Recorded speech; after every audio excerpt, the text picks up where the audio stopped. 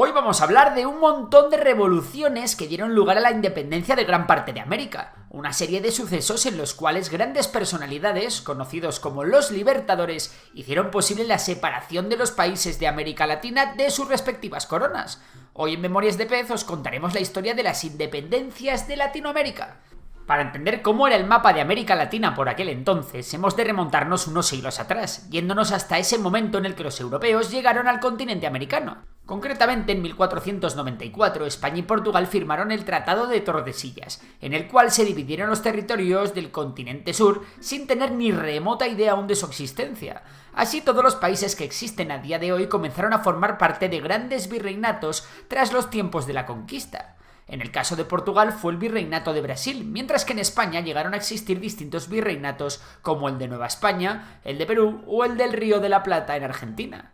Por su parte, otros países como Francia e Inglaterra también colonizaron distintos territorios e islas del continente sur. En estos virreinatos, la pirámide social era un auténtico drama. Muchos de sus habitantes acabaron siendo esclavos traídos de África, que no tenían ni voz ni voto en ninguna de las decisiones que allí se tomaban. Por otra parte estaban los nativos americanos, que aunque no llegaban al punto de los esclavos negros, sus condiciones de vida también eran bastante lamentables. Después seguían en la pirámide los mestizos, que eran hijos de europeos y americanos. Estos tenían mejores condiciones de vida, pero no tan buenas como las de los criollos. Los criollos eran personas nacidas en América, pero cuyos padres eran europeos. A pesar de ser mucho menos numerosos, la mayoría del poder se concentraba en los criollos, que solo eran superados en la pirámide por los nacidos en Europa. Estos, en el caso de España, eran conocidos como los peninsulares. En estos últimos, que eran menos que los criollos, residía el poder político y económico. Como podéis ver, la desigualdad entre las sociedades americanas era algo bastante exagerado. Pero llegó el siglo XVIII, y en el otro lado del Atlántico, y en Estados Unidos, estaban ocurriendo una serie de acontecimientos claves para entender todo lo que ocurriría después.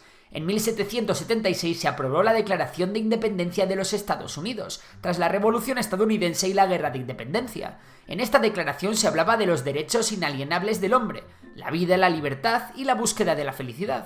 Vamos, todo lo que no tenían en los estratos más bajos de las sociedades de América Latina. Por otro lado, en Francia, en el año 1789, se aprobó la Declaración de los Derechos del Hombre y el Ciudadano, durante el transcurso de la Revolución Francesa, donde también se hablaba de la igualdad y de los derechos fundamentales del ser humano. Todo este paquete de nuevas ideas progresistas y revolucionarias consiguió cruzar al otro lado del charco, y por el Istmo de Panamá hacia el sur del continente americano, calando profundamente en varias regiones. De esta forma, en la segunda mitad del siglo XVIII comienzan a surgir distintas revueltas y rebeliones en numerosos lugares. En Quito estalló la famosa Revolución de los Estancos contra el monopolio de aguardientes, lo que terminó en un triunfo para los criollos. En México también se dieron numerosas revueltas indígenas, y en Chile, donde los españoles y mapuches llevaban siglos dándose de leches, ocurrió otra nueva rebelión en la zona de Araucanía, en los Andes. No obstante, la revuelta más importante para el contagio de las ideas independentistas fue en la colonia francesa de Santo Domingo.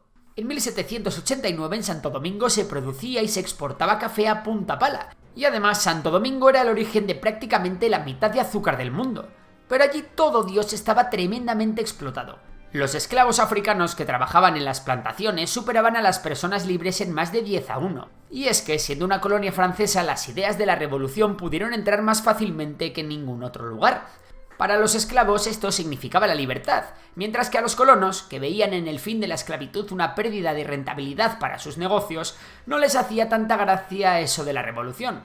Así que tras varias semanas de organización en secreto, el 22 de agosto de 1791 comienza la que sería la primera revolución de independencia de América Latina, y aún más, la primera insurrección de esclavos africanos. Como os podéis imaginar, la cosa fue bastante sangrienta, y los esclavos comenzaron a asesinar a los amos por la noche, comenzando una guerra civil en la isla.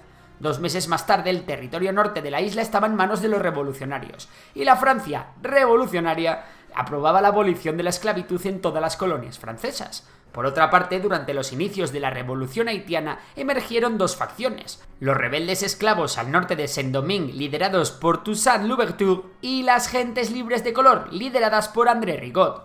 Con el inicio de las guerras napoleónicas, los revolucionarios de Haití lucharon codo con codo junto a los franceses para hacer frente a España y Gran Bretaña.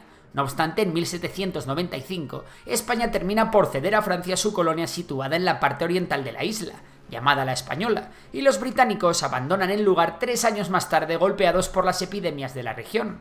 Así, toda la isla queda libre de extranjeros, y las dos facciones comienzan una guerra entre sí conocida como la Guerra de los Cuchillos, en la cual vencen los rebeldes esclavos. Las fuerzas napoleónicas intentarían volver a tomar el control de la isla, pero serán derrotados. Así, el 1 de enero del 1804 se declara la independencia de Haití. La primera guerra de la independencia había triunfado en el continente. Este suceso serviría de ejemplo para todas las revoluciones posteriores. Y es que lo que la revolución planteaba, Napoleón acabaría por terminarlo sin querer. La invasión de la península ibérica por parte de las tropas napoleónicas y la supresión de los Borbones llevaron a la organización en América de las conocidas juntas de gobierno, cuyo objetivo era establecer una legalidad que no se interrumpiera por las cosas que estaban sucediendo en la península ibérica. Por su parte, las colonias, después de que Napoleón hiciera lo que le dio la real gana con la corona española, comenzaron a ver un debilitamiento de los Borbones y a sospechar que otro modelo de gobierno era posible, y ya de paso también se libraban de pagar los impuestos desorbitados, algo que tampoco estaba mal. Porque sí, amigos de Memorias de Pez, quien potenció realmente las revoluciones en América Latina fueron los criollos, es decir, la clase alta nativa de padres españoles, que lo único que quería era dejar de depender de su metrópoli. A esto también habría que sumar la crítica acérrima de los jesuitas, que habían sido expulsados en 1767 de España y que estaban bastante cabreados, generando un clima de oposición al dominio español entre los criollos. Así, con todo este caldo de cultivo, comenzaría la primera fase del proceso independentista, una fase más pacífica dominada por las mencionadas juntas. La primera de las juntas fue la de México, en el Virreinato de Nueva España, donde el comienzo del movimiento independentista tuvo un carácter más revolucionario, y comenzó tras el Grito de Dolores, donde el sacerdote Miguel Hidalgo y Costilla pronunció su famoso discurso instando a la gente a unirse y luchar contra el gobierno colonial español. No obstante, las represalias fueron muy duras y tras una sangrienta respuesta por parte del virrey Félix María Calleja, el poder real fue restablecido en el 1815. A pesar de ser el epicentro del movimiento, la independencia de México sería una de las que más tardaría en llegar. Por otro lado, en el virreinato del Río de la Plata se creó la primera junta en el 1808, en Montevideo. Esta sería la única junta que mantendría la soberanía del virrey, aunque 2 años más tarde, tras varios intentos de revolución, daría comienzo el inicio de la Guerra de la Independencia Argentina, cuyo pistoletazo de salida fue la Revolución de Mayo. En Nueva Granada la cosa iba a ser muy distinta. En lo que hoy es Colombia, la Junta de Santa Fe de Bogotá mandó al cuerno al virrey en el 1810 y más tarde se proclamaría la independencia de la República de las Provincias Unidas de Nueva Granada. Tras estos acontecimientos se formarían los dos bloques políticos, los federalistas y los unionistas, que quedarían enfrentados durante mucho tiempo y cuya rivalidad sería un enorme problema para Colombia en los años posteriores. No obstante, si hubo alguien que destacar en este periodo fue Simón Bolívar, el gran libertador, que dominó el proceso independentista de Venezuela y consiguió la declaración de una república federal, además de encender los fuegos que dieron lugar a las Provincias Unidas de Nueva Granada. En cuanto a la Capitanía General de Chile, se creó la primera junta en el 1810, y tras un rifirrafe entre el bando moderado y el bando radical, el militar Carrera Verdugo dio un golpe de estado y estableció una dictadura personal, así como la independencia de Chile de forma, digamos, encubierta. Tras el establecimiento de las juntas por toda América Latina y de una estructura política autosuficiente, los territorios emancipados ya estaban preparados para la guerra contra la metrópoli. Así, entre el 1814 y el 1833 se dio inicio a una segunda fase marcada por los conflictos bélicos y con la gran presencia de los libertadores. El inicio del conflicto armado tuvo una clara razón.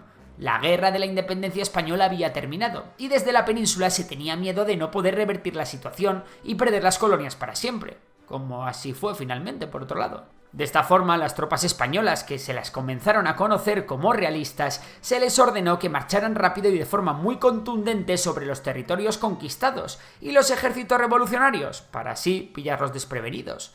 Así, a finales del 1814, tras una ofensiva por parte realista, Bolívar tuvo que salir por patas y refugiarse en el Caribe, donde escribió la famosa Carta de Jamaica, en la cual diseñó un mapa que ilustraba las futuras repúblicas independientes de América. Mientras tanto, el general realista Pablo Morillo entraría en mayo del año siguiente en la ciudad de Caracas para iniciar una dura represión que no se olvidaría nunca en la región. Por otro lado, en Argentina estaba dando lugar el Congreso de Tucumán, donde en 1816 se proclamó la independencia de las Provincias Unidas del Río de la Plata. Pero en un principio la revolución solo triunfó en la zona sur. Anteriormente en Chile, tras una lucha de poder entre los generales Carrera y O'Higgins, los realistas tomaron la delantera y consiguieron la victoria en Rancagua en el año 1814. Lo mismo sucedió en Perú, donde un año antes el general realista Joaquín de la Pezuela consiguió dos importantes victorias en Vilcapugio y Ayohuma. Tanto Chile como Perú tendrían que esperar un poquito más para conseguir la independencia. Así, poco a poco, la guerra se fue extendiendo por todas las regiones y los generales libertadores fueron cosechando más prestigio batalla tras batalla. Tras el Congreso de Angostura en el 1819, Simón Bolívar fue nombrado presidente de Venezuela, y aprovechando la victoria en las queseras del Medio al mando de José Antonio Páez, Bolívar marchó sobre los Andes. Tras la ocupación de Tunja y las victorias del Pantano de Vargas y Boyacá, Bolívar consigue entrar en Santa Fe de Bogotá en agosto de 1819. En diciembre de ese mismo año se constituye la Gran República de Colombia, de la que Bolívar fue nombrado presidente, y la cual reunía a Nueva Granada y Venezuela en una sola nación. ¿Y qué pasaba con Ecuador? En primer lugar, Antonio José de Sucre se anotó una victoria en Pichincha, que le permitió liberar Quito y permitir a Simón Bolívar entrar en la ciudad. Posteriormente, el ejército de Bolívar marchó decidido hacia el sur para liberar Guayaquil. En la zona sur, el libertador era José de San Martín. Tras la independencia de Argentina, San Martín creó un ejército en Mendoza que le llevó a cruzar los Andes hacia Chile. Con la ayuda del general O'Higgins, que le esperaba en la región andina, lograron obtener la victoria en la batalla de Chacabuco, en el 1816, tras un tira y afloja en el cual los realistas consiguieron recuperar el aliento y ganar nuevas batallas. Los últimos estuvieron a punto de recuperar Santiago de Chile. Sin embargo, esto no sucedió. Las tropas rioplatenses al mando de San Martín superaron al ejército real chileno del Imperio Español, comandado por Mariano Osorio. Y así es como en 1818 se acabó firmando el Acta de la Independencia de Chile. Por otro lado, con el apoyo de la flota del almirante británico Thomas Cochrane, San Martín inició la campaña de Perú, logró ocupar Lima en julio de 1821 y proclamó la independencia del país un año después, tras la formación de un Congreso Constituyente. No obstante, la república no fructificó correctamente y el país quedó sumido en el caos. El tío fue nombrado protector de Perú y ¿sabéis hacia dónde se dirigió? Pues hacia Guayaquil, donde, como os hemos contado, estaba Simón Bolívar. Por fin se iban a unir. Así, los dos grandes libertadores de América Latina se unieron en julio de 1822, y en esta entrevista hablaron de cómo culminar la Guerra de la Independencia, así como de cuál era la forma correcta para conservar el poder en las regiones liberadas. Ambos acordaron que el lugar en el que habría que definirse finalmente la independencia de América del Sur tenía que ser Perú, y así, mientras que San Martín se vio obligado a retirarse del Perú tras una entrevista un poco decepcionante, Bolívar se dirigió al sur con la corriente libertadora del norte. En febrero del 1824 el propio Bolívar asumió la dictadura del país y al año siguiente consiguió la independencia de Bolivia. Tras una serie de batallas, en 1826 se consiguió poner fin a la guerra y asegurar definitivamente la independencia de la mayoría de las colonias hispanoamericanas en América Latina. En cuanto a Brasil, entre el 1821 y el 1824 se había dado paulatinamente un proceso en el que triunfó un independentismo pacífico y dirigido por la propia familia real. Por otro lado, Agustín de Iturbide llegó a México para equilibrar la balanza y ayudar a las tropas rebeldes de Vicente Guerrero.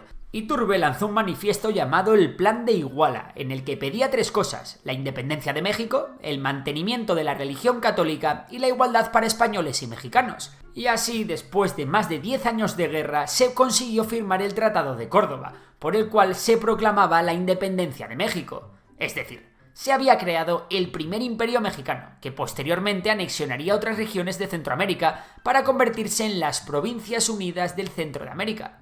Así llegamos al final de la Guerra de la Independencia de los estados latinoamericanos. Tras ella, hubo nuevos estados que se formaron con nuevos ideales, y a partir de estos, el futuro, se formarían otros nuevos, como Venezuela o Uruguay. A partir de aquí los países volaban por su cuenta, y pronto se convertirían en nuevas piezas del panorama político internacional.